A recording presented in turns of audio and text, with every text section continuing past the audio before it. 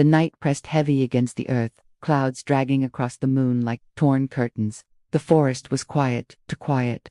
Beneath the cover of brambles, a pair of golden eyes glinted, low and sharp, never still. Sylas waited, every muscle coiled, every breath measured. The fox knew silence was never safety. Silence meant something was listening. A twig snapped in the darkness. He froze, ears swiveling, nose twitching at the cold air. The wind carried only fragments damp soil, wet bark, the faint musk of rabbit, and something else, heavy, musky, the scent of a hunter larger than him.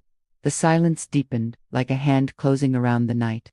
Sylas shifted backward, paw by paw, careful not to rustle the leaves. He had survived because he understood the language of shadows. A fox's strength was not his teeth, not his closet, was the cunning to vanish where others would fight and fall. The scent thickened. From beyond the tree line, a shape stirred. The wolf, broad, dark, its coat shimmering faintly where moonlight pierced the branches. It moved with a patience that chilled Sylas more than a storm ever could. Wolves didn't rush. They measured. They knew their strength was inevitable. Sylas's heart hammered, but he did not bolt. To run too soon was to offer himself. He inched sideways, weaving into the dense undergrowth, paws silent as whispers. His mind flicked with calculation.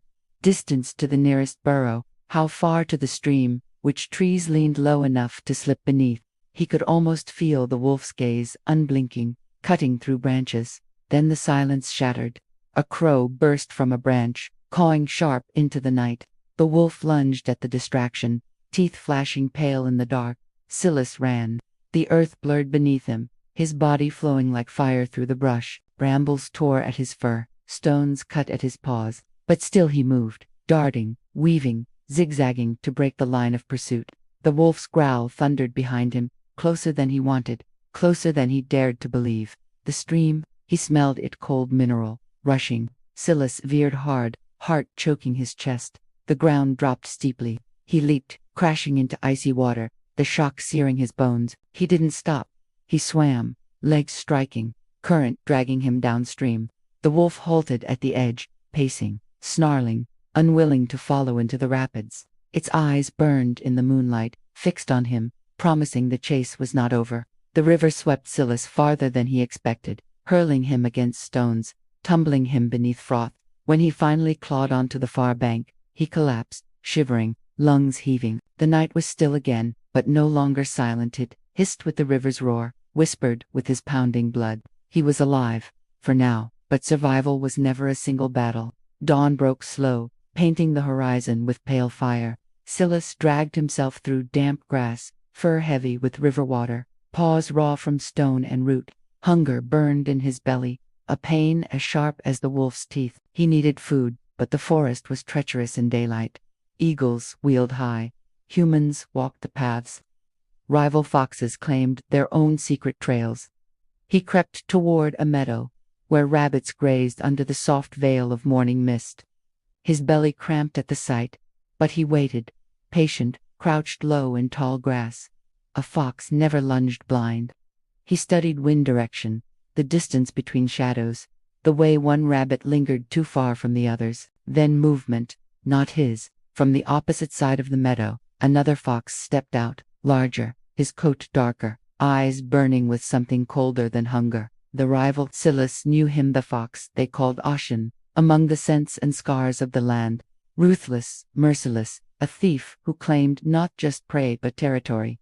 The rabbits scattered, fleeing into burrows. The meadow emptied in heartbeats, and all that remained was silence. Sylas stood, thin body trembling with both exhaustion and fire, while Ashen's gaze locked with his. No words, no sound, only the old law of the wild. There was room for one. Ashen advanced, step by step, teeth bared, tail rigid. Sylas backed toward the tree line, mind racing. He could not fight. Not wounded, not starved. His strength was elsewhere. His gift was the labyrinth of the forest itself. He darted sideways, vanishing into reeds. Ashen lunged after him, their chase cutting the meadow like fire through dry grass. Sylas ducked beneath fallen logs, slipped between roots, dove into thickets, so narrow Ashen had to slow. Every twist was chosen, every path a snare to buy himself breath. Still, Ashen pressed closer. Sylas's lungs ached, legs screaming, but the thought of teeth sinking into his throat dragged him onward. The forest ahead thickened, trees leaning close, shadows overlapping, the ground tangled with vines. This was his realm. Here, size was no advantage. Here, cunning ruled. He ducked under a bramble arch, squeezing through a gap so tight his fur tore. Behind, Ashen rammed into the thorns, snarling, caught for a precious moment. Sylas did not waste it. He bolted deeper into the labyrinth, weaving until even scent trails became confused. When he finally slowed, heart hammering, Ashen's growls had faded. The forest pressed close around him, dark and safe. But safe was never permanent. Days turned to weeks. The forest shifted with storms and sun. Prey grew scarce. Hunters came, humans with fire and steel, setting traps that smelled of bait and death. Sylas learned to read their signs. The unnatural stillness of brush, the glint of iron teeth hidden beneath leaves. One night, hunger drove him to the edge of a farm. The scent of chickens clawed at his senses, rich and maddening. He crept through shadows, belly brushing the earth. Each step was a drumbeat in his mind. Risk, reward, risk, reward.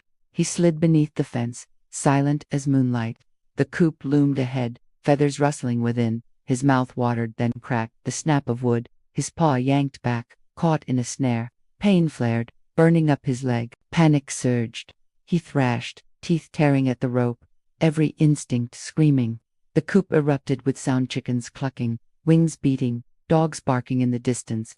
The humans would come. With a savage bite, he ripped through the fibers. Blood streaked his fur as he wrenched free, stumbling into the night. Behind him, torches flared, voices shouting, dogs baying. He ran, broken paw dragging, heart battering his ribs like a drum of war. The forest swallowed him again, but barely. Pain hunted him as fiercely as wolves. Sylas lay in a hollow tree, wounded, trembling, days blurred, hunger gnawed, fever burned. He dreamed of wolves' eyes, of Ashen's snarl, of rivers that swallowed him whole. Yet still he lived. Somehow, he lived. And when his eyes opened to dawn, the fever faded, and the world shimmered with light through branches. He stood, shaky but unbroken, and stepped once more into the forest. Because survival was not teeth, it was not claws. It was the will to endure where others fell. And Sylas was still here.